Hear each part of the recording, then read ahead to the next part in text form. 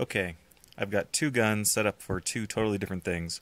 One of them is for self-defense, and one of them is for range use or competition use. I chose the Glock 17 for a nice range gun. I think it's still a practical size. It's not some ridiculously long slide or anything like that, and it's easy to handle. I like this 17 Gen 4, and it has a good sight radius. This one here has the Ameriglow sights on it. These actually came on my 23 originally, and I took them off and saved them and decided I was going to use them on a competition or range gun at some point. So I used them on this one here. And I also have a trigger in here that is upgraded. It has pre-travel adjustment, and it also has the ability to have a little shorter pull when you adjust the pre-travel out than the stock trigger would. It has a smooth face on it, a red indicator, and a polish bar.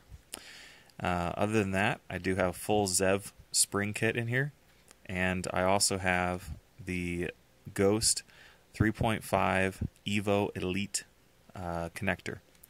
Now, with those few parts, basically you're looking at about $70 worth of modification to the trigger system, and the sights don't really count because they came with my other Glock, and this Glock here came with some what are they called, True Glow TFOs that I sold. So, but anyways, I'll show you what that trigger looks like on this, and you can kind of be the judge on how you think that looks compared to a lot of the other triggers out there, whether it be ZEV or Pyramid or whatever.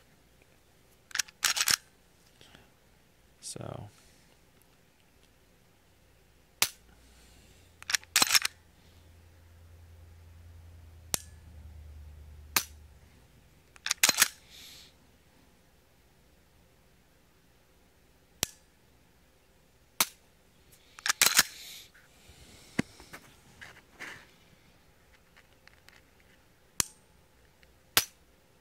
very short trigger pull, very crisp.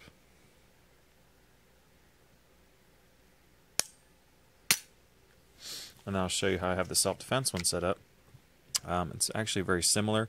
The springs are stock springs in here, except for the safety block spring is a ZEV safety block spring. And other than that, I do have a NY1 trigger spring, which is going to make the trigger a little heavier. So this one here is going to have a much heavier uptake right here. And this is a stock serrated trigger that came on here. And the brake is right there. It's a nice clean brake. Now at this point it becomes just like the other one, where there is just a slight bit of travel to the reset, and then brake to the over travel stop. So they're both pretty closely set up. This one has much heavier springs in it, so it's much heavier until it gets to the brake, but yet it's still a smooth, positive brake. And then the sights on here are the XS Big Dots.